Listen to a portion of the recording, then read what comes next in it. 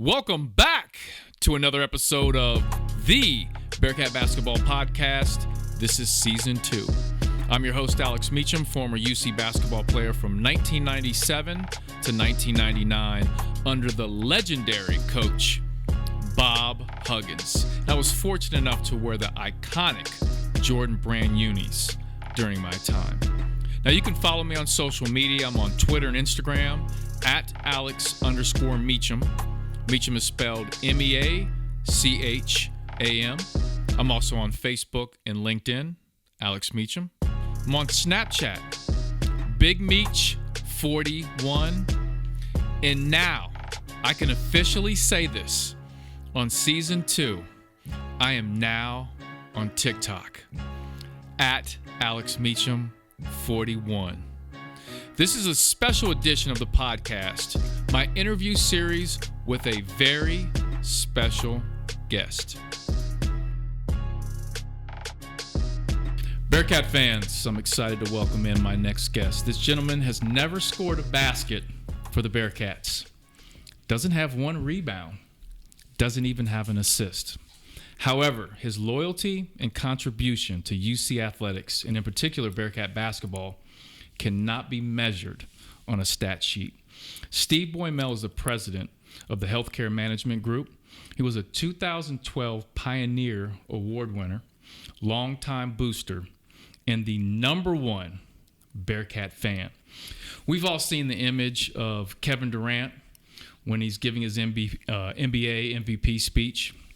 And he looks at his mom and he says, "Mom, you're the real MVP." Well, Bearcat fans, speaking on behalf of a lot of former players, Steve, you're the real MVP. I'd like to welcome in my guy, Steve Boymel. What's going on, Steve? Not too much. I'm honored to be on your broadcast here. No problem. Was that okay? Was that a good introduction? I did good? Yeah. You're the real MVP, Steve. No, I'm not. But I appreciate the honor you just bestowed on me. Yeah, no, and thank you for having us in your beautiful home.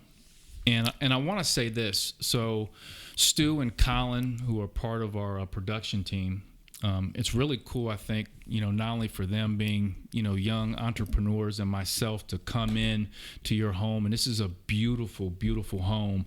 But what this home represents is a lot of blood, sweat, and tears that you've put into your life's work. And you are one of the hardest working dudes I know. Well, thank you. Thank you. Very welcome. Let's take a step back. Tell us a little bit about your background, where you're from, what high school you went to. Well, I went to Woodward High School. The old Woodward. The old Woodward, and went to High University, and then ended up in healthcare, and I've been in healthcare for 53 years, and Wow. I own retirement communities and assisted living facilities, Alzheimer's Center, nursing homes, and I'm invested in other elements of the healthcare field, such as hospice and pharmacy, not pharmacy, but home health. Well, real quick, back to high school. Did you play any sports? Football. Football. What position? as your son laughs over here. Go ahead. Believe it or not, I forgot about this, and a buddy of mine sent me a picture of myself with the football team, and he circled my face. I actually played halfback, and I wasn't that fast, but I also played defense.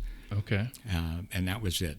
And then my mother wouldn't let me play any further, so I got in 2 years, and that was it. And that was it. Yeah. And so you'll show us that picture after we finish up here, if you can find that. If I can find it. Okay, I want to see that pic. Now you talked a little bit about your current role with the Healthcare Management Group. What was your first ever job? Oh, my first ever job.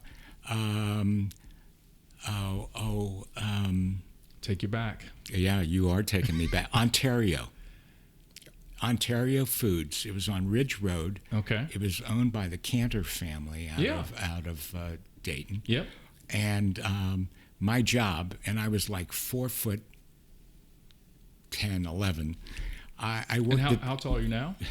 5'7.5". Okay. So my job was the dairy department, and the dairy cooler was outside, and there was a ramp, and you had to bring the milk down the ramp on a two-wheeler, and then you had to place it in the case so that the customers could get it. And so I was shown how to do it, and so I understood how to do it.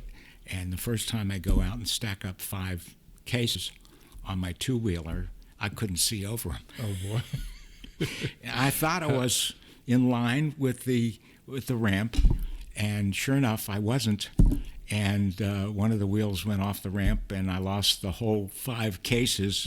And my boss at the time came out screaming at me and said, "You're paying for each one of them." I said, "Can I do it over time?" How long did that job last? Oh, I did it for summer. Okay. Yeah, And I finally figured out how to do it. I Okay. didn't break any more cases. There you go. But boy, was that embarrassing. My first job was on Ridge Road. My first job was at Sam's Club. Okay. Yeah, pushing carts.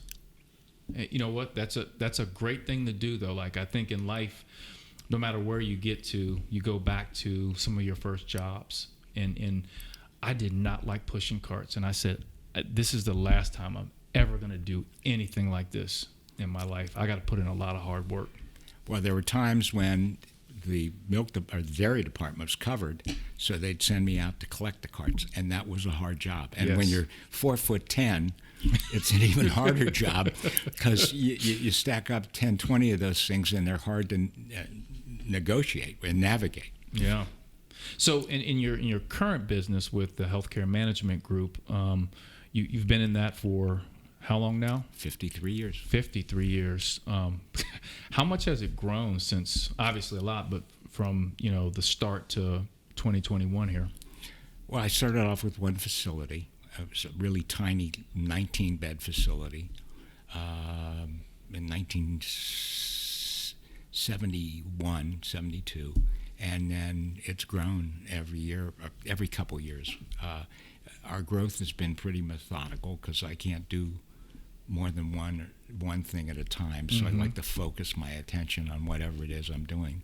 And we've, over the course of the number of years, at least the last 20, we've really put together a really solid management team that I'm enormously proud of. Yeah. That enable me to travel to away games, although that hasn't happened this year Right. at all. Right. We're going to talk a lot about that. And shout out Greg Miller. Yes. Your right-hand man, who's an incredible person.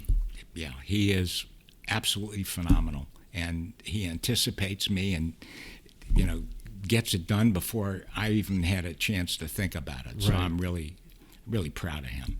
How far do we go back?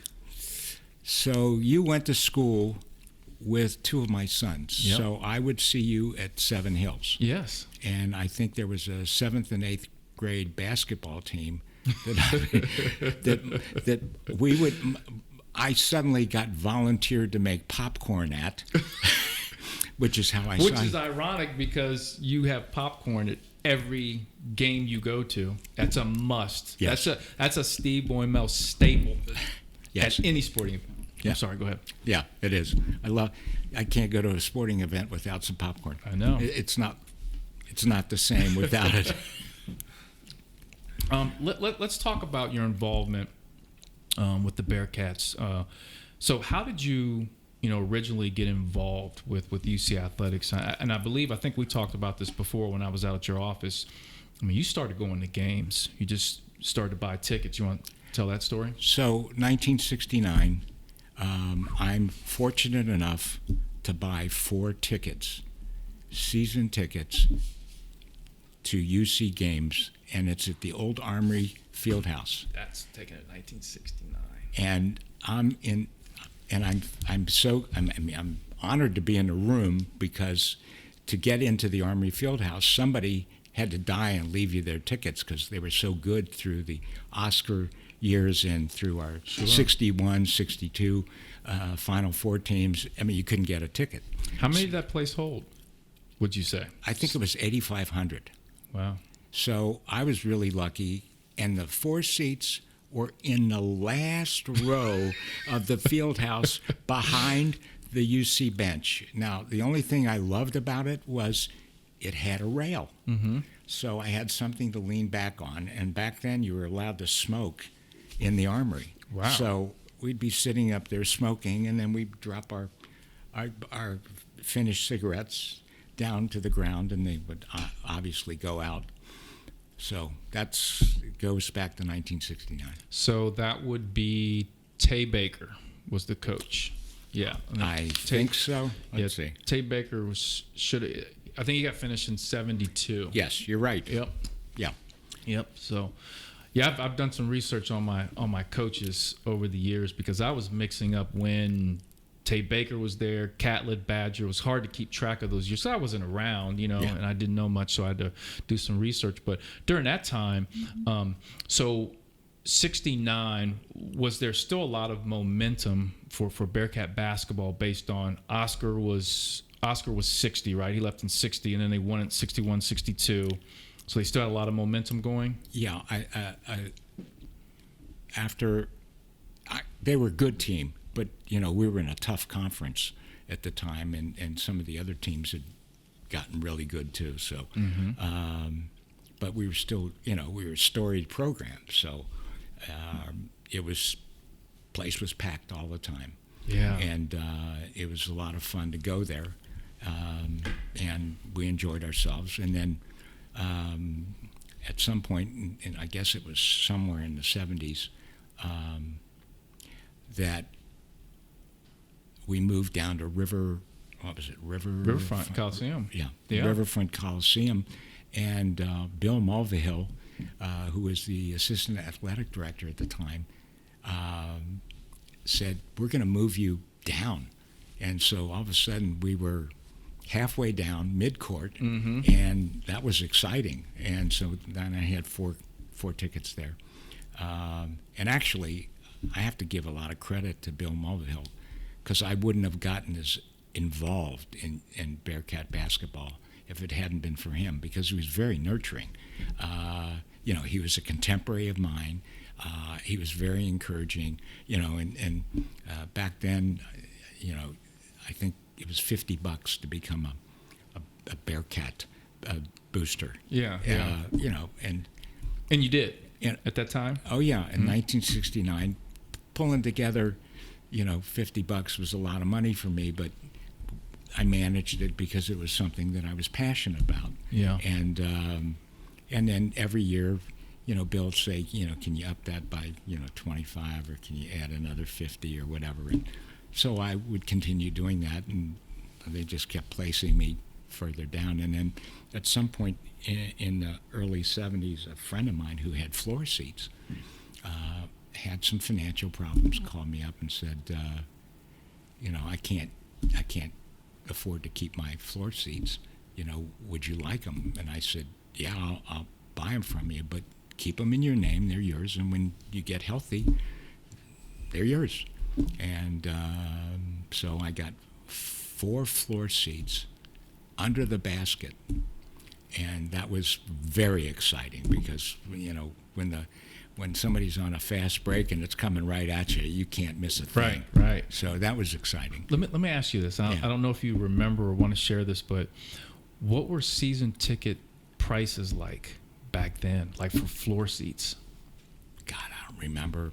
Yeah, I know it's a long time ago. I was just wondering. Maybe $100 a seat or something, Jeez. or $200 a seat. I can't remember. Yeah. But I was just honored that this guy thought enough of me to offer the tickets to me. Yeah. And after a couple years, he just said, "They're yours. Yeah. I'm putting them in your name. I can't afford to take them." How different? Obviously, very different. But in your eyes, the difference between going to games at the Armory back in '69 and going to the Fifth Third Arena, and obviously we're not in there right now, but even of the last couple years, I mean, what's I didn't go to those games back then, but how different? Well, the Armory was a lot more compact. Yeah. And so, you seemed like you felt like you were closer to the court. Whereas the shoe is just a phenomenal facility, and what they've done to it is a credit to the athletic department. They were very much visionaries in and what they assembled through their architecture to really make it comfortable and make it a great fan experience for everybody that goes. It really is, with the restaurants and the thing that I needed most in their renovation was the restroom locations, because when you get to be my age, you walk into a room, you're looking for the restroom. Right. And get your popcorn. Yes. Very quickly. Yeah. Did you envision at that time, when you said Bill Mulvihill was kind of roping you in, $50 here, that you would have the impact as a booster and as a Bearcat fan that you do today? Did you ever, think, I want to get more involved in heavily? No, I just, when they called on me, if I could afford to do it, I would help. And I just would help, I live for the basketball season. I live for UC basketball. Yeah. So, anything I could do, and I always made sure that whatever it was all kosher. Because I'd be the last person in the world to want to get the program in any trouble. Yeah, no doubt. So you didn't go to the games when Oscar played, or the 61-62. You watched those. I would. Or radio. Well, yes. So first of all, I became enamored with basketball when I was about 8 years old. I would watch Bob Pettit, who played for LSU, and he was 6'9", just an incredible basketball player. And I was always babysitting my two sisters back then, and one sister. I don't think the other one was born yet, but I'd had to babysit, so I'd turn on whatever channel it was, Channel 9, I think, carried it, and there was LSU basketball, and I couldn't believe that a human being could do those kinds of things with his body and a ball and get it in the hoop. And then when I turned 12, I started going to bar mitzvah parties, and there were always half a dozen TVs everywhere to watch Oscar. Yeah. And I was wowed by him. I mean, he was just unbelievable. At 6'5", he scored more points than Pettit, and rebounded, and he was just amazing to watch. And that's got me hooked. And that, from then on, I was a Bearcat. So it was great basketball, memorable basketball. Yeah. I just loved it and lived for it. But I could never afford to go to a game. Okay. When it was at Armory Fieldhouse, we couldn't afford it. First of all, you couldn't get a ticket. But even if you could get a ticket, we couldn't afford it as a family. So we never got down there. So Oscar really kind of brought you in to be a Bearcat fan. Yes. How different do you think Bearcat basketball would have been if Oscar did not choose the Bearcats? That's hard to say, because Jack Twyman had just left, and he was an incredible basketball player. So there might have been a slight reduction in talent, but it seems to me that we had a talented team. And people always think that Oscar was part of the national championship teams, and he wasn't. No. You hear that often. Yes. They think, and I'm like, no, it was the year after, 61, 62.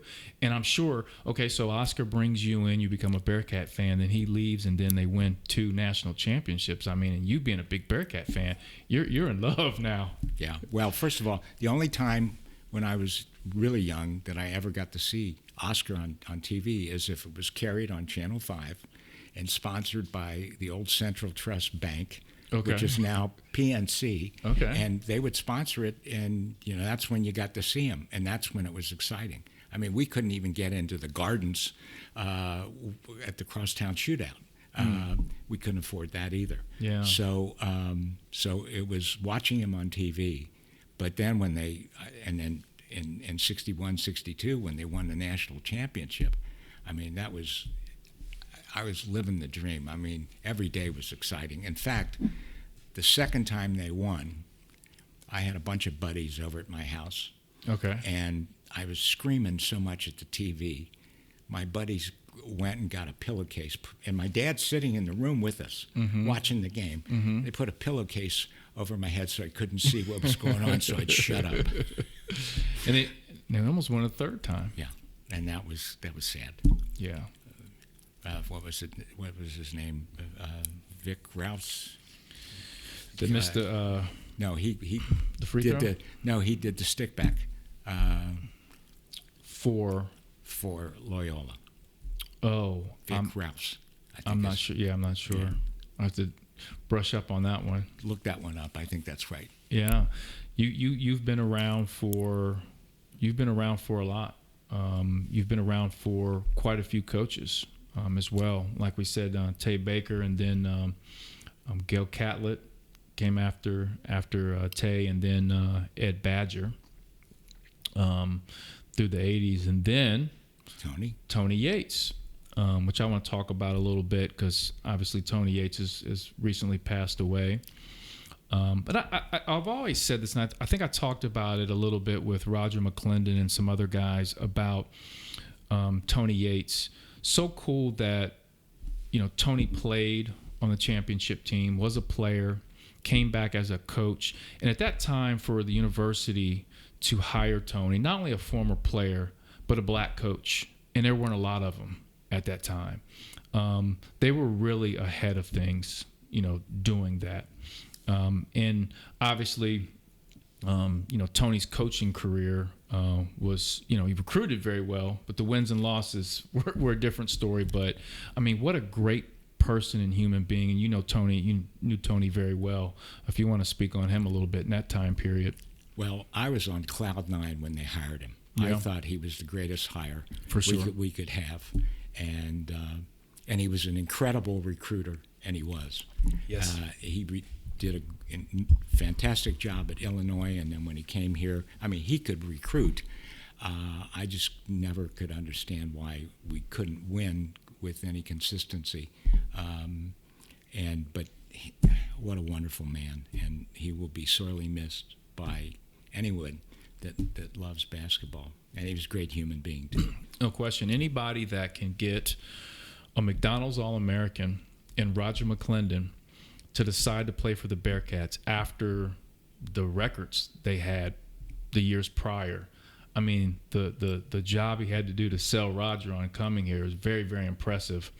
And just, one of the things Roger talks about with Tony was he was such a great recruiter. And like you said, in Illinois, that's the connection they first initially made. And we ended up getting a lot of guys that played for the Bearcats for Tony that were from the Chicago area, Andre Tate, other guys like that. But one of the things that Roger said was Tony had players that could play a fast-paced style of game, but Tony wanted to play more of a Big Ten style because that's kind of where he came from, and kind of slow it down, and at times that kind of hurt their success. If he would have possibly played a little bit faster, the outcome, could have been different. But, you look at the recruits Tony had, even his last stay that ended up transferring over to Bob Huggins. I mean, that first Bob Huggins team was the backbone to yes. With Lou Banks, how tough Lou, Andre Tate, one of the big guards.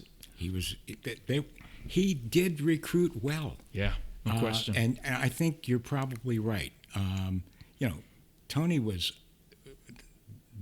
a defensive player. I mean, he was incredible. Mm-hmm. He could steal the ball and get the outlet pass. And so I think he grew up playing that style. Yep. And I think he thought that style would work. And I I guess it didn't because everybody was really going full speed, and we were slowing it down. And when we got leads, we would lose them because they'd get a breakaway layup or something. Yeah. So, yeah, I think you're right. And Roger is right. and he played for him, so he would know better than me. No question. And I kind of jumped ahead a little bit, but even with Gail Catlett, Ed Badger, what was your involvement at that point? Because you've got floor seats now, right? Yeah. And you had those, and Bill Mulvihill's knocking at your door quite a bit. So at that point with Gail and Ed, and I'm saying Gail and Ed like I know them personally, but what was your involvement at that point? I started going to luncheons at Schuler's Wigwam. I forgot about that place. You just took my mind back to. I remember that carpet in there too. Like you just took me. We used to have some of our team dinners there. Go ahead. Yeah. I'm sorry. No, that's all right.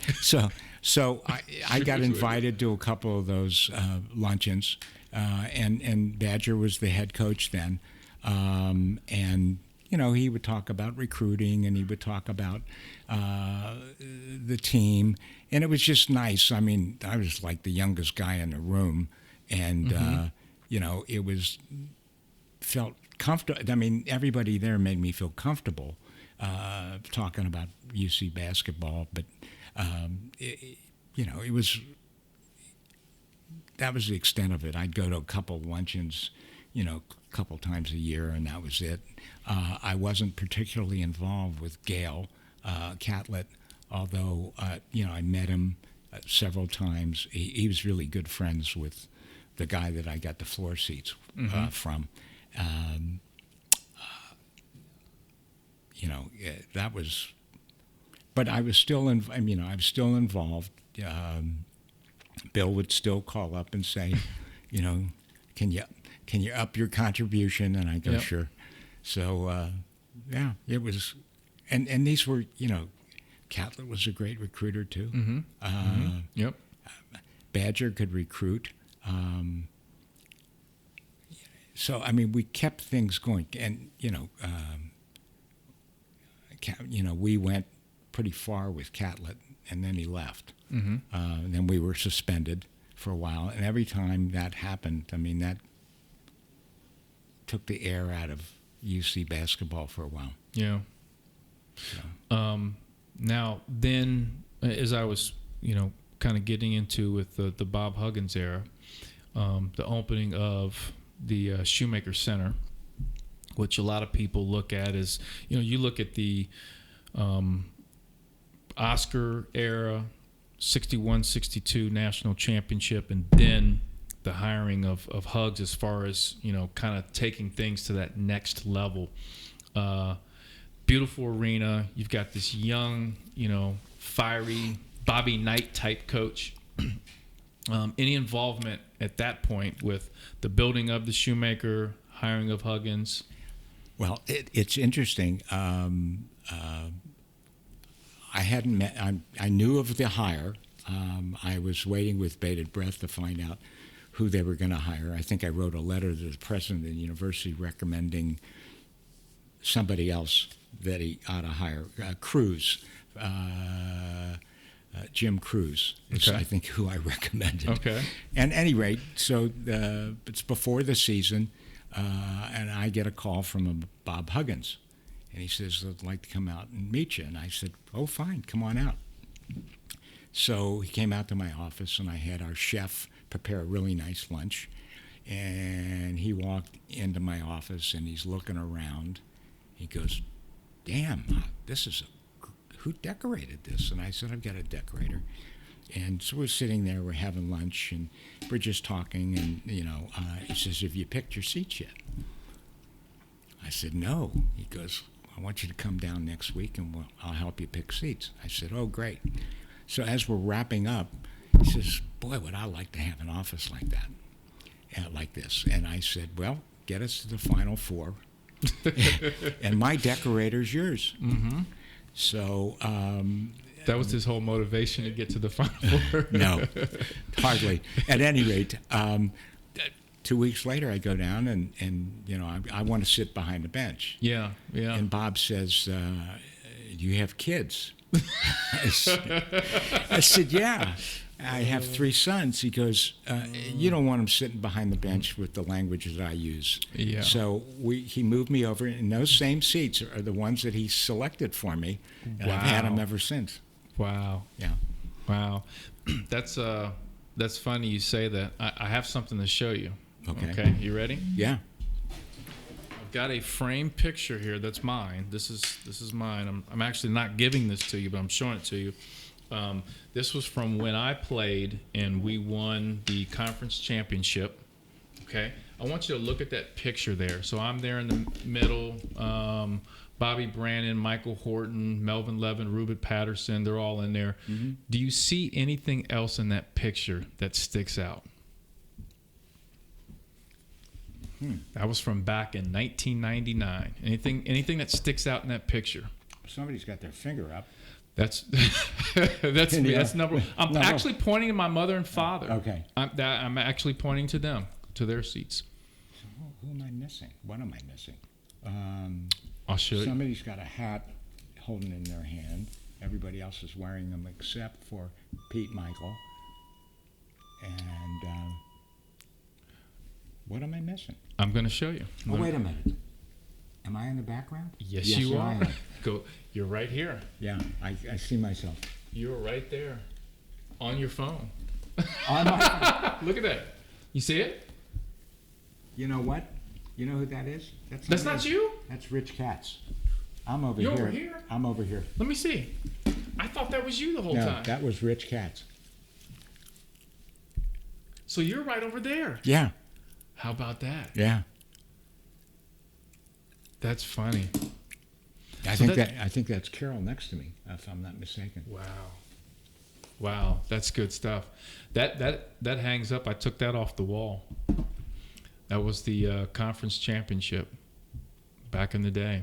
So that's Rich Katz over there.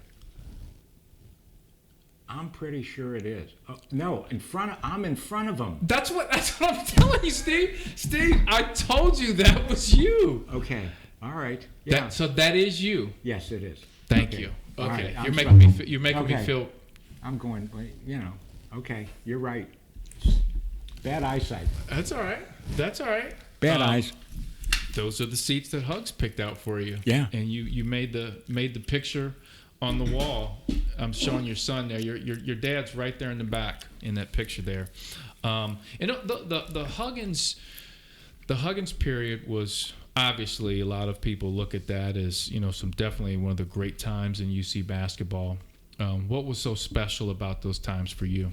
For me, it was his coaching style was incredible. In fact, he invited me to a closed practice on a Saturday, and I took 2 of my sons with me, and they set up folding chairs. And this was the '92 team. It was before the season started. It's just, when he can first start practicing with them. It was the Final Four group. Yeah, the Final Four group. And he's got these guys running. I mean, my son, I got exhausted after an hour watching them because it was nonstop. Yeah. There were garbage cans all over the place, and the only time he could stop was to throw up. Yeah. And he made practice hard. Yep. So that in game day, it was cakewalk. Yep. You always said that. Yeah. Always said that. And I found that to be a remarkable philosophy because it's about preparation. Sure. Whether it's in business, it's preparation. Whether it's negotiating a deal, it's preparation. And basketball is all about preparation. And if you have the stamina and the fatigue and intestinal fortitude to outman the other guy, you're prepared. Yeah. And he prepared these guys, and they were, and he was a tough guy to please. Also. Yep. But he also had you knew he was going to win because he had this force of, we're going to win because I want us to win. Yeah. And they did. At the end of a game, I was not as worried that we weren't going to pull it out. Yeah. I mean, I was confident that we would. Yeah. So he's a phenomenal coach. He's a Hall of Famer, and There's no question about that. He's an incredible guy. I wish he'd lose some weight because I'd love him to stick around for a lot more years. And I've told him that. Good luck with that. Yeah. Oh, we've all told him that. No. Every time I see him, he goes, "How come you stay so thin?" And I go, "Because I don't drink that." Stuff like you do. Yeah, he likes that. Back to that Final Four team. It's such a special group. And I was telling Terry Nelson this, because I feel like Terry Nelson he's kind of like of all the former players, he's kind of the glue. He kind of holds us all together. And I told Terry, I said, that Final Four group, just the makeup of that team and the personalities, and no offense to the 61-62 team, that Final Four team in my eyes is the most recognizable team in Bearcat history. Even though they didn't win a national championship, but even more so, the personalities. Yes. I mean, Corey Blunt, Nick Van Exel. I mean, there were so many personalities on that basketball team, and you traveled. You went to away games, correct? Yes, but let's see. Did I go to away games? Yes, I did. Yes, I did. I did go when Hugs was here. Yeah. I went to Clemson. I went to a number of away games, and I enjoyed them. I went to Memphis a couple of times. That pyramid. The pyramid. Wow. Yeah. I sat next to Kenyon's mom his junior year. Okay. When everybody was wondering if he was going to leave. Uh-huh. And I said, he's not. I said to her, I introduced myself first, and I said, he's not going to leave, is he? I mean, his whole future is ahead of him. Yeah. And she wouldn't comment, but, as it turns out, came back. He came back. Made the right decision. You were at the Final Four, correct? The Final Four games? Oh, yeah. Yeah. How cool was that? I didn't get to go. Well, we had what was supposedly great seats. And we were about halfway up from the floor. This was in Minneapolis. Mm-hmm. I can't remember the name of their facility, but was it the Metrodome? Yeah, Metrodome. Okay. Anyway, Ron Grinker, who was the agent, right? Yeah, he was Bob's agent. Yeah, we were in the same row with him, and we were so far away. I mean, Danny Manning sat about 4 rows or 5 rows down. Danny at that point was already playing professional basketball. Mm-hmm. We had Stephen King sitting across the aisle, who was reading a book during the Final Four. Wait. The author, Stephen King, yes, was actually reading a book. Yes. At the Final Four. Yes. Wow. And and he would look up and watch the replays. And my son Alex had an autograph book. I'm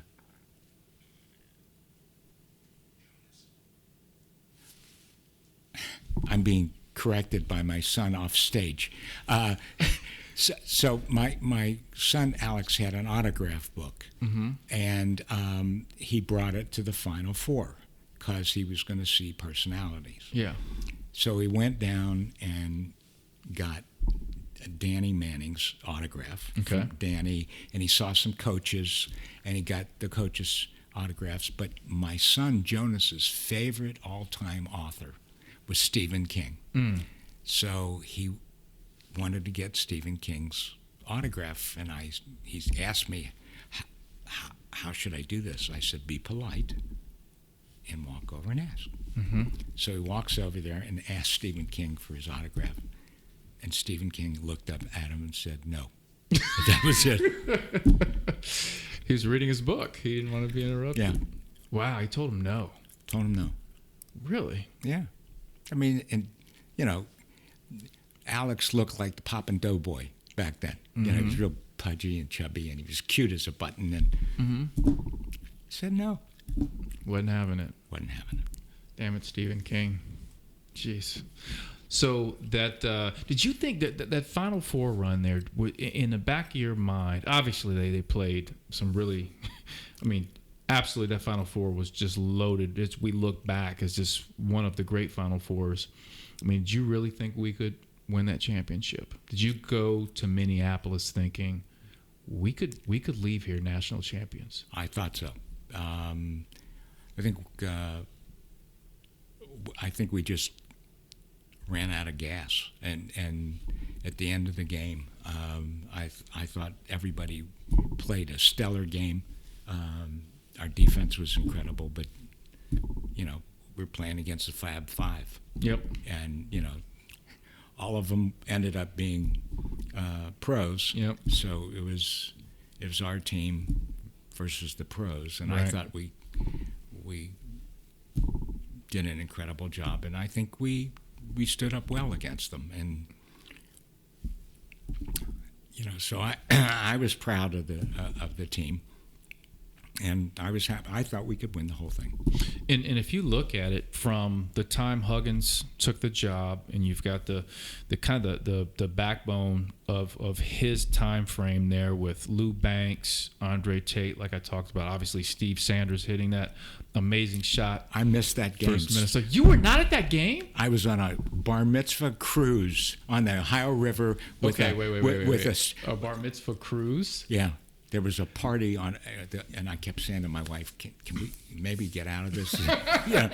And she's going, "No, we have to go." So I took a transistor radio. Well, reception on the river is not that great. Oh wow! And I'm sitting there, and all of a sudden we must have got some interference, and I couldn't hear the end of the game. So I didn't know whether we won or lost until I got back to land. But yeah, I did not attend that one. Steve, this is I didn't know this. Wow. Yeah. Now, do you talk to your wife about this? Do you say I wouldn't win that argument anyway, because have a shake of his head. He said no. Yeah. There's no winning that one. I mean, it was the polite thing to do. We went to a bar mitzvah in honor of the child, or the young man or woman or whatever it was, and and the family. So. Well, you missed a hell of a game. I was there, and it and like you, growing up, huge Bearcat fan, and that game just took it to another level for me. Being at that age, to go from, no offense to Tony Yates, but there are 3,000 people, at the Gardens. I was per one game. of them. You were one of, so you and I made 3,100 whatever people there to go to this beautiful, brand new arena, brand new fiery coach. They're playing, top 10 or whatever they were at the time, Minnesota, top 20, whatever. Yeah. And beat them, a walk-on football player. Like, I'm walking around school the next day going, the Bearcats are the greatest thing in the world, and it started earlier, but even at that point I said, I have to play for the Bearcats one day. I have to make this happen. And I'm saying that to say that team was kind of the start of it. And then you look at the Final Four team, the recruiting job that staff did to put together that group, and then that group leads to that next wave, which I'm almost positive you're going to agree with this, but that next wave where you got Kenyon, Dermar, Kenny Satterfield, that's a national championship team if Kenyon doesn't get hurt. Yes, absolutely. No question, no right? question.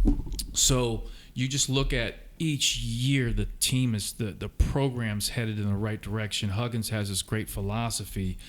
You are all in now at this point, correct? I mean, you are, how can I help, we help make this program even bigger and better. Right. I mean, he had an incredible coaching staff. He had Steve Muller, yep, John Lawyer, and John was a wonderful young man. Yep. Larry Harrison, and he also had Chuck Mayshak, who I adored. The greatest. Yes. And, so he had great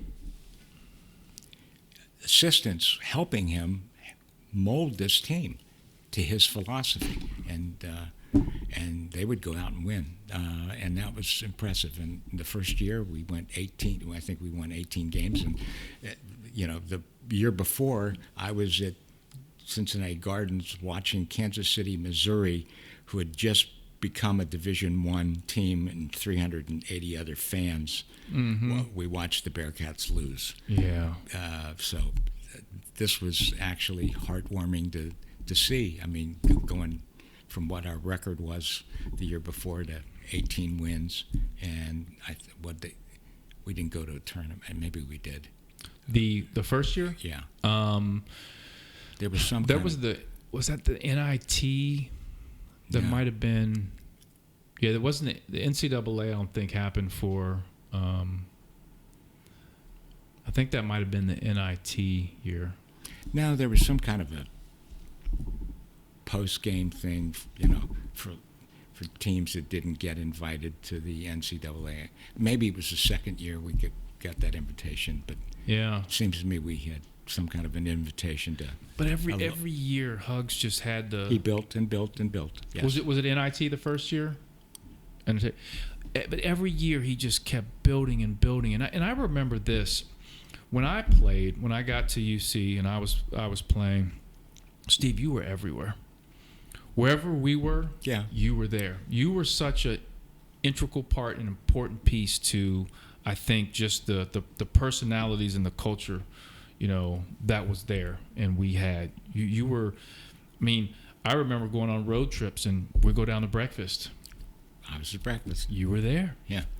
You were every. And Mr. What was his name? Was it Mr. Dally? What was the older gentleman? He would travel with us. I know he's passed away. Yeah. But. Yeah. And also Marvin Kleinman. Yep. Marvin. Yep. Marvin was, and he's passed away. Yeah. He was a great person. Now, so at what point, Steve, and I want Bearcat fans to understand this. Bearcat fans go to games, watch games, listen to them on the radio. They see the Kenyon Martins, the Gary Clarks, Trey Scotts, and all these players. But they don't understand, I think, in some ways, the support that an athletic department needs to have, these things happen as far as successful programs. You have been a big part of that. Can you explain to the Bearcat fans maybe what your role as a booster has been that you take pride in, that has helped this program, I think, get to this level? Well, I've been asked to mentor a player, which I've done. Basically, most of my help has been financial in nature. I've always made it my business to try and talk to all the players, let them, I love going to practice. Yeah. You were a staple of practice. Yeah, I love practices. I didn't go often, but when I went, I was clearly into it, watching the practice, trying to figure out what this play was going to do for us. You would go to the Devereaux Summer League games to get an eye on the new guys. Yes, I'd sit there in those sweaty gyms with no air conditioning. Purcell. Yeah, to watch the incoming players, because I wanted to get the first gander of what are we bringing in. Yep. I've gone on recruiting trips with Hugs, with Mick Cronin. I haven't gone on any with John, but I've enjoyed all of our coaches, and I think I've developed good friendships with all of them over the years. I still talk to Hugs now and then. I talk to Mick. I texted him last night. He won a great game against Arizona. Mm-hmm. I texted him, and I thanked him for beating Sean Miller, for me personally.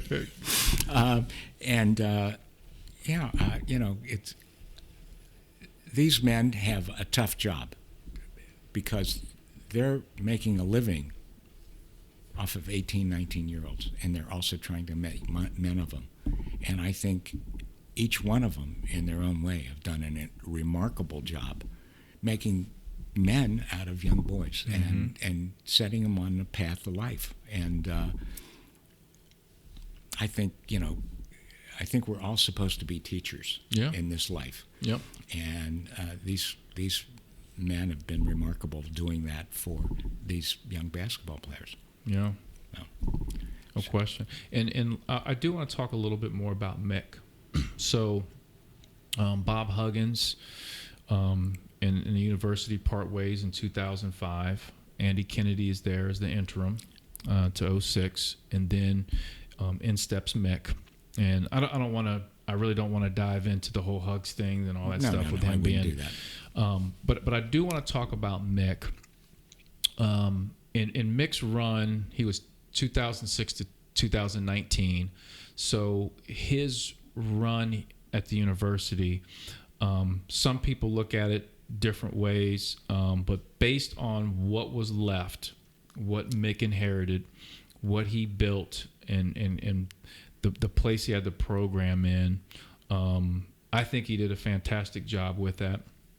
I want to get your thoughts on that, because there were a lot of people when Hug's such a big time figure. I mean, you look at sports figures in Cincinnati, you got to put Pete Rose, Bob Huggins, like he's up there, right? Yes. And following the footsteps of somebody like that is very, very tough to do. They always say you don't want to be the guy that follows them. You want to be the guy that follows that person that gets fired because they, right? Right. So with Mick taking over, did you have any conversations with Mick, the AD, and when he got hired? He called me right after the hire, and I was in Florida. Mick or the athletic director? No, Mick. Mick, okay. So I'd seen his press conference. No, did I? I saw it on the news that he had accepted the position, and I was in Florida, and Carol and I were driving around someplace, and Mick called, and I pulled over so I could talk to him, and he goes, I congratulated him on getting the job, and he goes, hey man, I'm gonna need some help. I said, I know the cupboard is bare, and I know you're a good recruiter.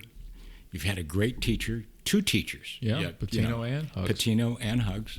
And you'll get there, and if I can be any help, you'll let me know. So the kind of help that I offered was, it was tough for him because he's following a legend. Yeah. And and he wants to create his own. And yes, and so he's got to create his own persona, and has to be accepted. And everybody's so angry about Hugs, so he was at a disadvantage, and I was very sympathetic because I knew him as an assistant. Yeah. And so I would go on recruiting trips. I'd say, you need a wingman. I'll be your wingman. Get out. You need to. Hugs was highly visible, and I know you're a little bit more subdued than that. But if you need to go out, I'll meet you for dinner. We'll go wherever you need to go if you want to do that. And in fact, I remember the night Samantha was born. His daughter. Yeah, his daughter. He and I were on the phone for like an hour.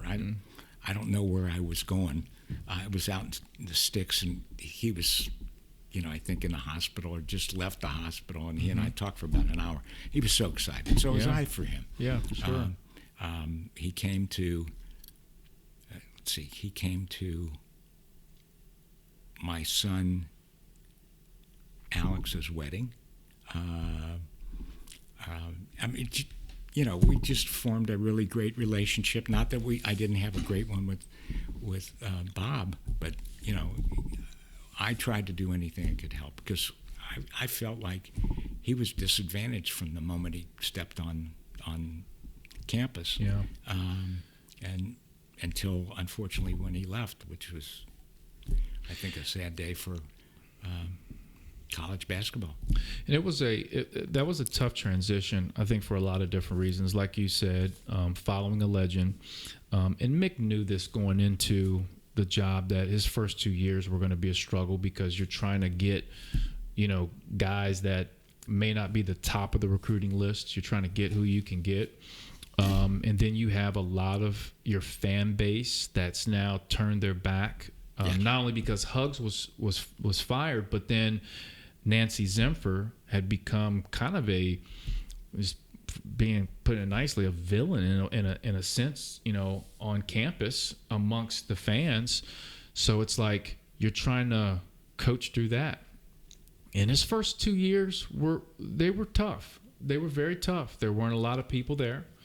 And John Williamson and Deontay Vaughn really carried those two basketball teams. You know that. Absolutely. If Deontay Vaughn if he would have gone to Indiana, I don't know what would have happened, because he's underappreciated in my opinion. I would agree with that. Yeah. But I remember having a conversation with Mick after it was I think at the tail end of the second year. I was at a practice, as I often went, and I said, "How you doing with everything?" And he looks at me and he goes, "I know what you mean." He goes, I know everybody wants me fired. He goes, "I hear it." Because, people were like, "Oh, he should." Just like with Coach Brandon, he's not winning right away this year, and everybody's like, "Oh, he's not the guy for the job." They were doing that same thing, the Mick. And he goes, I hear it. He goes, "But I tell you what, I got a kid coming in, and I got a kid that's going to follow him." And he goes, "We're going to have that place rocking and rolling." And Mick was right, because he then got in Yancey Gates. Yep. That's the first kid he was talking about. And Yancey led to Lance Stevenson, who was kind of an attraction type of high-level recruit. And at that point, now you're packing the place. Now the energy's back. Then the Sean Kilpatricks and, Deion Dixons. You had to be proud of that. I mean, absolutely. I remember going on a recruiting trip with him to see Kimba Walker. I want to hear this. Go ahead.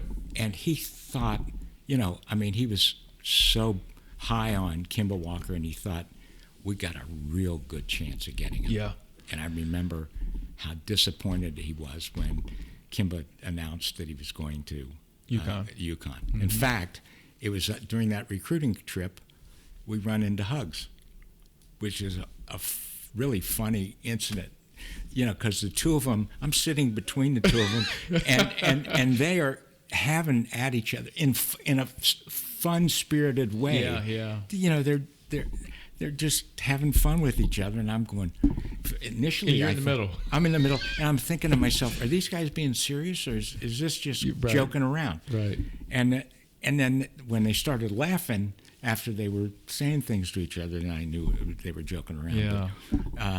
But, he really thought he had Kimba, and that would have been nice. That would have been a game changer. Yeah. I always say, Steve, I think in my lifetime there were two college basketball players that I don't think has ever had a greater one season that I've watched, and one of those was Carmelo Anthony. Yep. His freshman year, from the first game to the national championship game, he was unbelievable. And Kimba Walker, from the first game to the national championship, he was awesome in the Big East tournament. Ran him through the NCAA. He was unbelievable. He would have been a game changer, yes, for sure, for this program. Those recruiting trips must have been awesome. I didn't go on that many. I went on, I don't know, half a dozen of them with Huggs, and probably half a dozen of them with Mick. And they were fun. And when I first did this, I'm going, this is it? We're just sitting here watching? Are you allowed to talk to them? And he goes, absolutely not. Can't talk to these kids. Mm-mm. Well, how do they know you're here? And he goes, they know. Yep. They can see me. I go, oh, okay. And then I'd see somebody that I thought was a really stellar player, and he goes, no, he's too slow. Yep. Got some skills, he's too slow. I'm like, okay. Coaches know what they want for their system. Absolutely. And both Huggs and he knew what they wanted. And they were filling positions. Yep. And which is what I think John Brannon's going to be doing. Mm-hmm. He's filling positions. Yep. And, I would have loved to have had Trey Scott back another year, and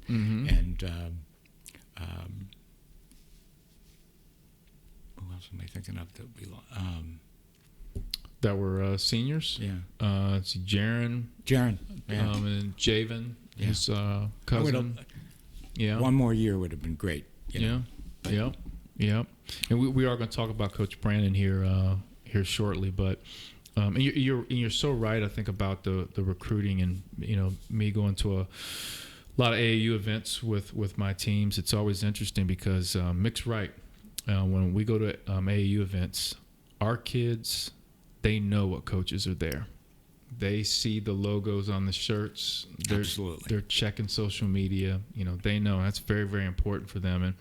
And coaches oftentimes look for certain fits. And the kid I want to talk about, Gary Clark and I are pretty close. To talk to him quite a bit. What a fantastic kid. You got to know him very well. Yeah, I've had dinner with he and his mother and his brother 2 or 3 times during the course of his playing time at UC. What a polite, he's a real gentleman. Yeah, no question. And soft-spoken, and then when I saw him on the court, how aggressive he was. It was like Jekyll and Hyde. In between those lines, it's a different person. And he's even told me that there were schools that passed on him that did not see that he was a good fit for their program. And I guarantee you, fast forward to his senior year in college, every college in America would have loved to have had Gary Clark. But that was Mick saying he's a good fit for my program right now. That's right. Right? And then he developed, and he obviously having success right now in the NBA with Orlando.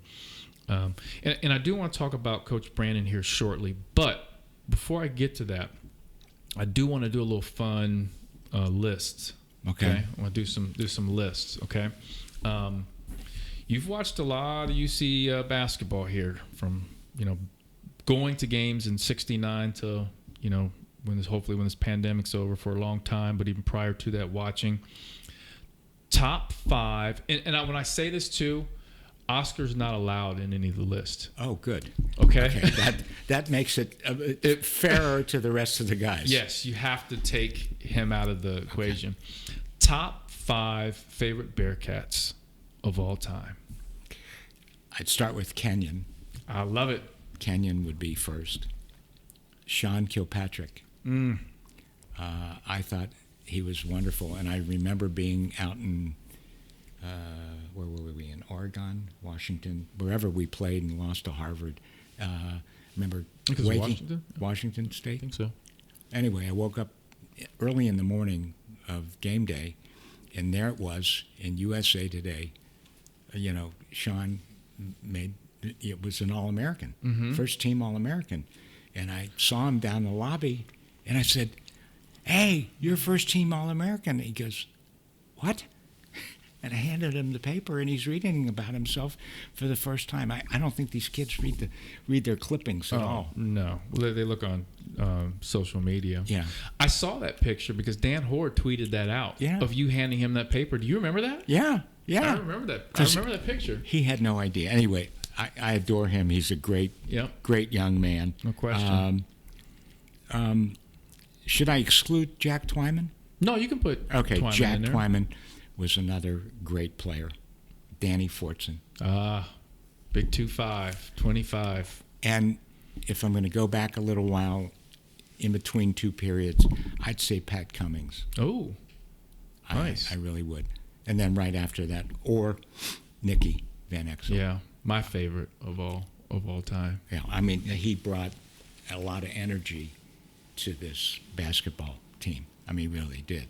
I still felt strongly that Anthony Buford was the on the court general. He knew Hug's system. I would agree with that. Yeah, I think he was. Yeah, I think because he had known Huggins prior. Yes. And a lot of these guys didn't. And a lot of these guys were like, what the hell? This guy's out of his mind. And Buford's kind of like, yeah, there's a method to the madness. You got to kind of see through some things. So I totally agree with that. It's a good list. Yeah, thank you. Definitely. Kenyon, obviously, my former teammate, I definitely think he's and I love the fact that Kenyon really Loves being a Bearcat. I know it's after Hugs got fired, he kind of took off his Bearcat hat. I know. And he's kind of back, singing the Bearcats' praise. So I like that. So good list. So a list that I'm actually very interested to hear. Your top 3 games at Fifth Third Arena. I really had to think about those, and I'll tell you what they are. So. And you weren't at the Minnesota game. I'm so mad at you right now, Steve. I was on a bar mitzvah cruise. Yeah, we got it, Steve. So, the first one was 1992 UC versus Memphis, and Penny Hardaway's team. Yes. And we beat Memphis and won the Great Midwest Co-Championship that year. And that's the year we beat them 3 times, which is it's very difficult for any team to beat another team 3 times, and we did it. And one of those times was Corey broke the basket. Yeah, at the conference championship, or the conference tournament, right? No, was it the conference tournament? No, it was the away game. In fact, David Schneider's father had passed away, and we were all over David's mother's house. And David's father played basketball at UC. He was a guard. Mm-hmm. And, you're not supposed to watch television and stuff like that when you're, at least in the Jewish faith, when you're visiting, you're not supposed to do that. Anyway, David stood up and goes, if my dad were alive, he'd be so angry with us for not turning this game on, turn the game on.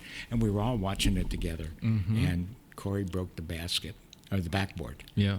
And we beat him. I mean, it took like half hour to sweep up the glass, put the new backboard on. Yeah. And then we went on to win. So that was, and then the Final Four. That took us to the Final Four. The other, I thought this was, Huggins was always emotional on senior night. Mm-hmm. I mean, he would literally cry. Yeah. And I don't know if the TV audience could see it, and I don't know if all the fans could see it, but he would get very emotional. So senior day, 2000, UC versus DePaul. UC had won the regular season championship of Conference USA. And, that was when he was saying goodbye to your whole class, I think, mm-hmm. your whole group, mm-hmm. but in particular Kenyon. Mm-hmm. I mean, when he hugged Kenyon, I mean, those were fatherly alligator tears. Yep, no question. And then, of course, what happened the next week? Yeah, down in what was it, Memphis? Yeah, that was it. And then you'll be surprised to hear this one, but this is 2011. UC's playing Louisville, and Mick's the head coach. Mm-hmm. Okay. Oh. And the head coach, the student, beat the professor. Yeah. And UC won the game. Yeah. And after struggling for a number of years and not being able to beat him, to have Mick go in and just go into the shoe and knock that one off, that was wonderful. That was a big one. I think, if I remember correctly, wasn't there a time when Mick was an assistant at Louisville, and they played at UC, and Patino got kicked out, and Mick took over? Didn't that happen at UC? I have to go look that one up. I want to say that happened way back in the day. Good list of games though. I like that. You can look those up. I mean, those were really good games. Oh yeah, right? Those, I tell you what, those Big East games though, those were some monstrous games. Some great. I never forget. I mean, obviously, everyone always says this game was the loudest in Fifth Third Arena history. This was the loudest game in the shoe. Remember that? Yeah. They still have the meter in there for the loud. There have been moments where it's just been crazy. I know when Kashmir Wright hit that shot to beat Alabama, that place went bonkers. Those Big East games were were incredible. Those were some fun games. Okay. Do you have any your favorite, maybe one or two, just your favorite story with UC basketball? I'll give you an embarrassing story. Oh, I like those. All right. Your son over there shaking his head. You like? So, I guess Bob was not coaching at UC anymore. And Okay. It was that interim year before he went to Kansas State. Okay. And I would meet Bob at the beginning of the season, and we maybe would have lunch in the middle of the season and, at the end of the season. And I never wanted to ever talk to him during the season because every time I talked to him before a game, he lost. And I was superstitious. Mm-hmm. So and he'd come out of the stands, say hello, and I go, "Don't talk to me." Right. Anyway, so we're having lunch at the Silver Spring House, and I always have a money clip, and I never walk anywhere without one. And so I'm getting ready to pick up the check, and I stick my hand in my pocket, and I don't have any money. I go, "Bob, I'm so embarrassed. I don't have any money." And I can't pay for lunch. He goes, "That's all right. I got a check today for $4 million, so I can afford to pick it up." Man. Yeah, so. That's funny. Yeah. Some other story. There's so many of them. I can't think of one that really sticks out. Because you've been around for, so much of this. Favorite road trips? Favorite road trip was going up to Yukon. We went up to Connecticut, and Mick. What year was this? Or who was playing? UC was playing Yukon. No, who was the coach playing for the? Do you remember who was playing for either Yukon or UC? I think it was. Dixon was on that team. It was Kilpatrick. No, it was like Mick's third recruiting class. Okay. And we went up there for a game, and okay. I think Kimba Walker was still there. Okay. And so Mick says there's this incredible Italian restaurant we're going to go to. Okay. So Darren Savino and Hep Cronin, mm-hmm. Mick's dad, and I go to this Italian restaurant, and the guy is from the old country. He's got the accent, mm-hmm. and he's got these ovens, that are so deep. And Mick says, "Get the pizza." And I'm going, I probably shouldn't be. Get the pizza. It's really good. And so I ordered the pizza, and then the owner takes us back because Mick insists that he show us how he makes the pizza. Mm-hmm. And we go back there, and he's got this long stick, mm-hmm. and he sticks it way deep in the back of this oven, and it's a stone oven, and the pizza's done like in 2 or 3 minutes. Mm-hmm. Piping hot. The food was delicious, and Mick was absolutely right. So we had a great time. That was in Connecticut? Yeah. Did we win? I don't think we did. But you had good pizza. But dinner was good, and the company was good because I always enjoyed listening to the stories. Hep had some good ones too. I'd be a sponge and just listen because it was just fun being around these guys. I have 2 road trips. It's for you. Okay. With you. Okay. New York. The first one, New York. We went. Trust me, I'm gonna bring that up.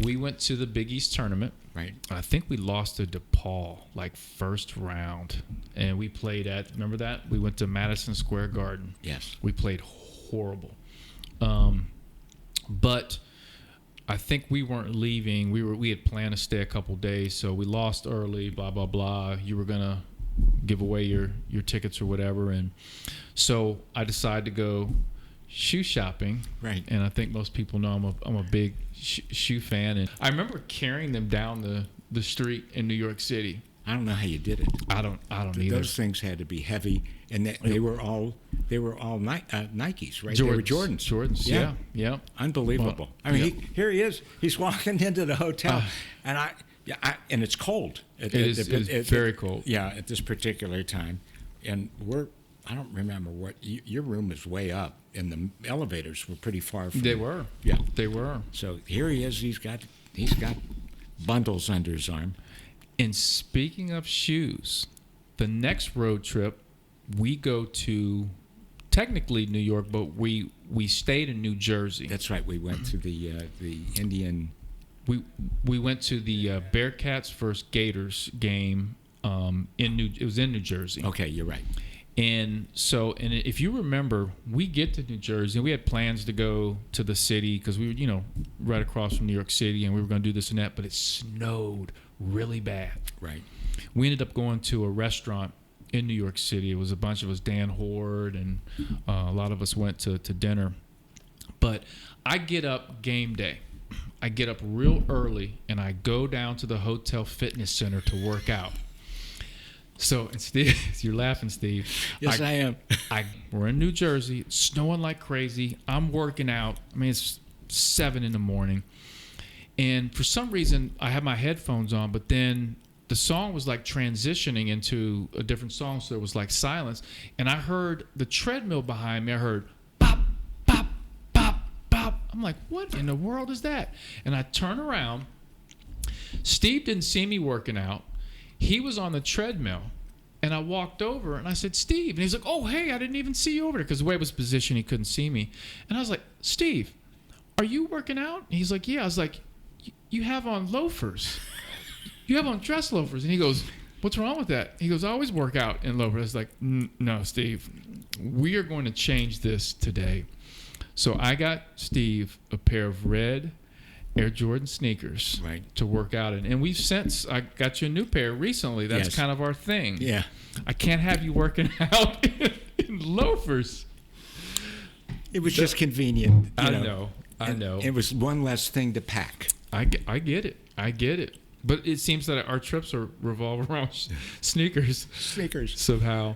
Let me ask you this. The development of, I think, UC athletics over the years. You look at Nippert, you look at the Lindner Center, Fifth Third Arena, and just where it is now. Give me your thoughts on where the program is and where it's headed. I think the program's in good shape. I know we're having a slight down season in basketball, but I think John knows what he's doing. Mm-hmm. He's got a lot of freshmen on that team, a lot of new players that don't know his system, and it takes a little while to learn anything. Yep. So I think as they understand what their roles are, I think we'll start seeing some victories. And this is a rebuilding year. There's no doubt about it. I mean, he's done it with some grad transfers, and but there's nothing like recruiting your own. Yep. And teaching them what you want them to know from the beginning, and having them develop. Now this year, we really didn't have a preseason. There was no workouts per se, so I don't see our players as fit physically, as we've seen our players in the past. But I think our program is in good shape, in good hands with John. Our football team is incredible. For sure.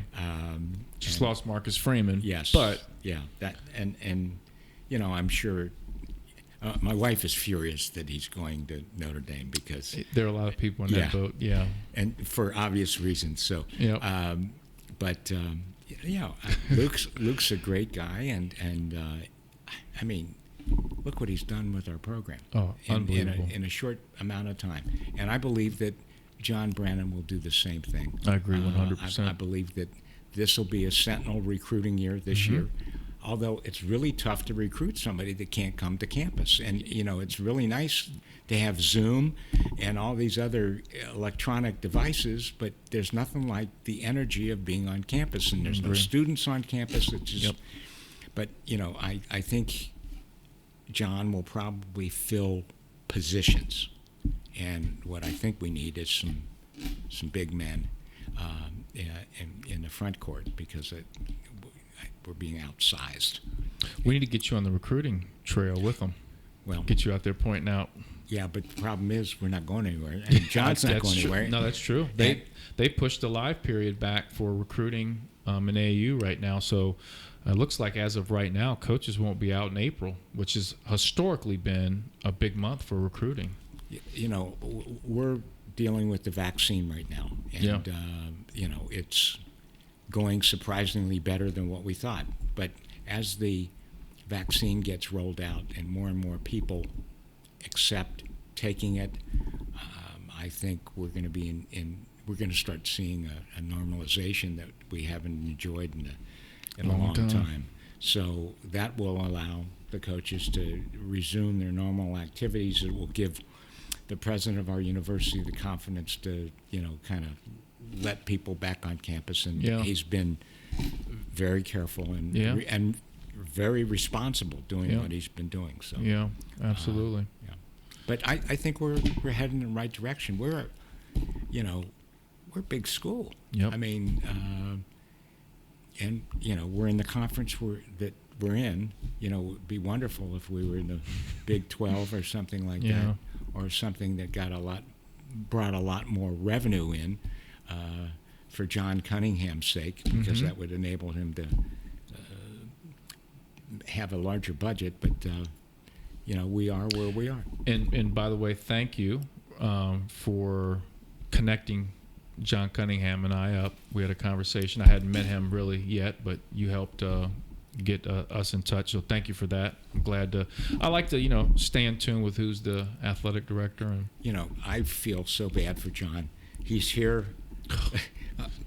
you know, less than a month, and we've got a COVID, and there's the tournament gets canceled, and you know, we've got a society in lockdown. I mean, he hasn't even been able to really, you know, show all the things that, you know, he's been trained to do and all the skills for the university. So I think his future's ahead of him. Also, as normalcy returns, you know, he's been doing a yeoman's job under the circumstances up till now. So I think he's good people. Yeah, he seems like it. When I spoke with him, I mean, he was very sharp and he really gets it. One question real quick before we jump into the last part of the podcast. How many UC games do you think you've attended in your entire life? So this took me a little calculating because I missed about 10 or 12 in my life. Okay. I think I'm somewhere around 795 home games. Wow. Home games. Now, doesn't include away games, and there's probably 100 away games I've gone to. Wow. You know, it would have been cool if you kept tickets. I've kept tickets of like some of the tournaments and the Final Four. I've got those tickets. Yeah. I just never thought to do that. Yeah, I know it's tough in hindsight, but okay. So the last part here we have is I like to do quick questions, quick answers. All right. Okay. So here we go. Quick questions, quick answers with Steve Boymel. Number one, let's say you can attend one concert. One musical concert, who would it be? Either the artist or the group?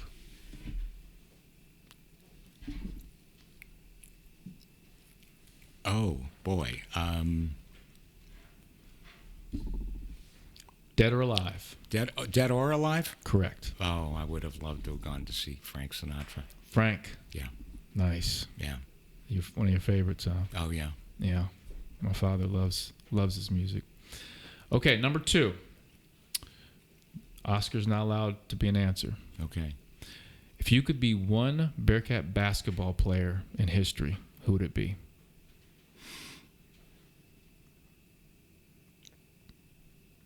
Nick Van I love it. My favorite. I'm with you on that one. All right. This is a tough one here. Okay. Number three.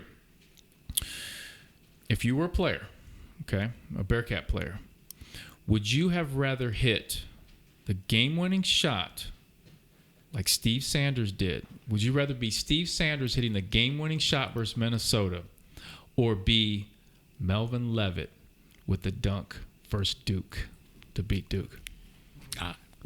In Alaska all day long. Mel. I want to be Mel. There we go. Love it.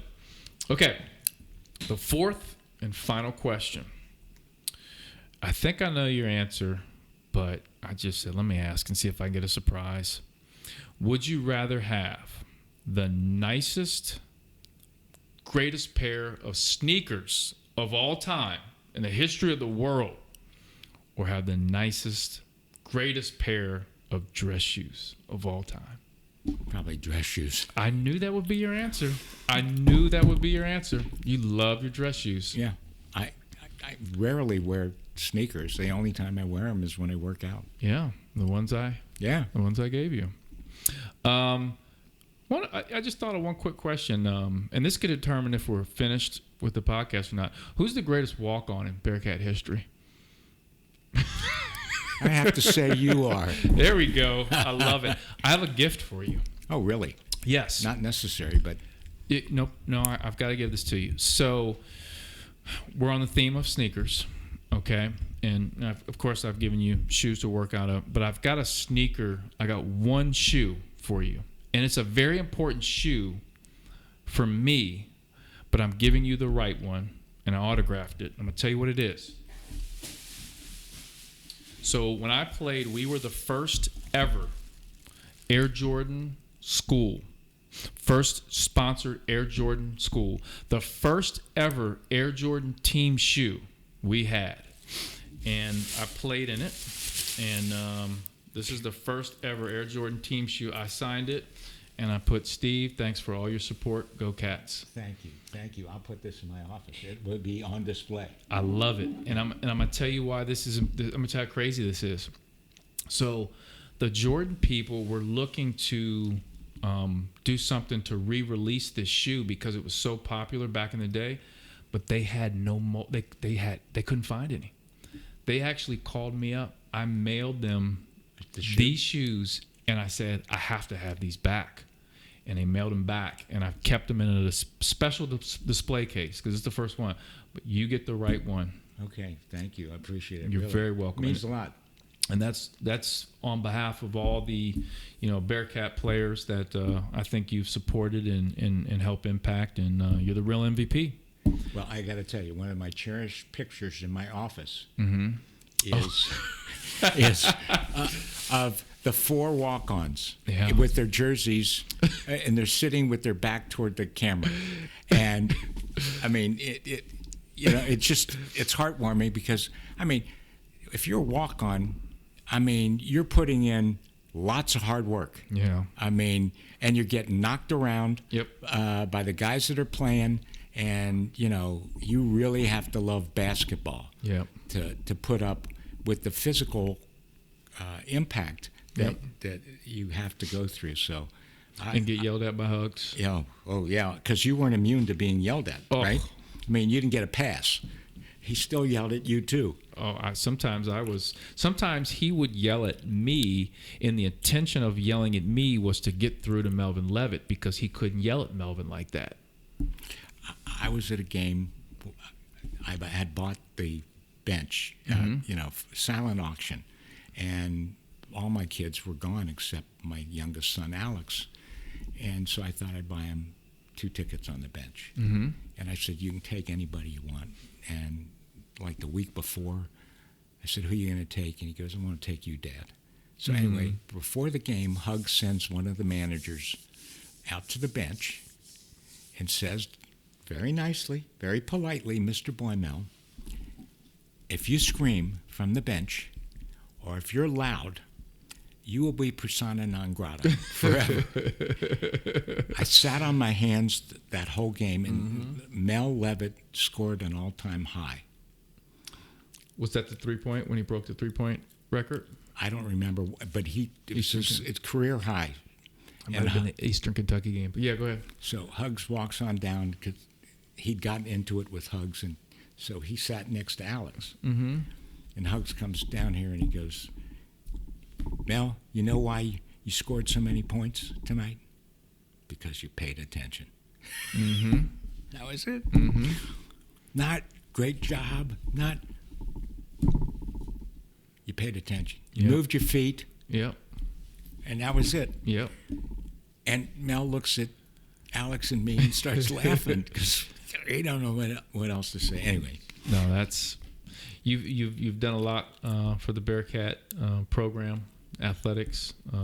Number one fan, definitely number one fan, which is important. I think all programs need to have a loyal base of people that support. Well, we've been developing one very gradually, and I think we're heading in the right direction. Just everybody needs to be patient. Yep. We've got a good coach. We need to just give them a little time. I mean, these kids will catch it, and when they do, we're fast. And speaking of that, they won at SMU and play Wichita State here in about 20 minutes. So we're going to let you get ready for that. It started game. already. Oh, no. It's 4:30. They moved it to 4:30. Okay. It was originally a 4 o'clock game, moved to 4:30. And you're seeing it with your dad, right? Watching it with Dad. We watch every game together. Okay. And because obviously you can't be in the... Well, we watched away games together, but obviously when they play at home, he and I go together. So it's just kind of our thing. Well, give my father your regards, please. I will. Okay. I will. Thank you very much. Okay. I appreciate you coming on and sharing the stories, and this is gonna be a well listened to podcast. Well, I hope the fans enjoy it. And thank you for your soon to be support of the podcast. Oh yeah, you're welcome. As the Healthcare Management Group being a presenting sponsor to the podcast, we appreciate the Bearcat fans. Appreciate that, so we can keep this thing going. So I think this is wonderful. I mean, for the city of Cincinnati, it's a great. Thank you. This is a great program that you offer, and I love when you bring people back. Oh, yeah. Former players. I mean, absolutely. Because I'll be sitting around going, I wonder what's he doing? What's he doing? Yep. Where is he? And it also, I think, because of the way we do the podcast is it's a long form interview. So a lot of these guys get to tell their entire story, and it gives not only them, but I think Bearcat fans, you can archive a lot of great history. Yeah. Yes, you can. Just think you look at Tony Yates and, players, just other players maybe that have passed away that have never really sat down and told their entire story. And we've got archive record of different stories. I wish I could have interviewed a guy like a Tony Yates, before. What a wonderful guy. I know. Really. I know. Thank you for your time. I appreciate it. And I'm going to bring home a victory today, hopefully, at 4:30. Got my fingers crossed. Both of them. There we go. Steve, I appreciate it. Thank you very much. Thank you for coming over. Yep. Go Bearcats. Yes, sir. I want to thank everyone for listening to Season 2 of the Bearcat Basketball Podcast. Once again, you can follow me on social media. I'm on Twitter and Instagram at Alex_Meacham. Meacham spelled MEACHAM. I'm also on Facebook and LinkedIn, Alex Meacham. On Snapchat, Big Meach 41. And I'm now dancing on TikTok at Alex Meacham 41. I appreciate everyone listening to the Bearcat Basketball Podcast. Go Bearcats!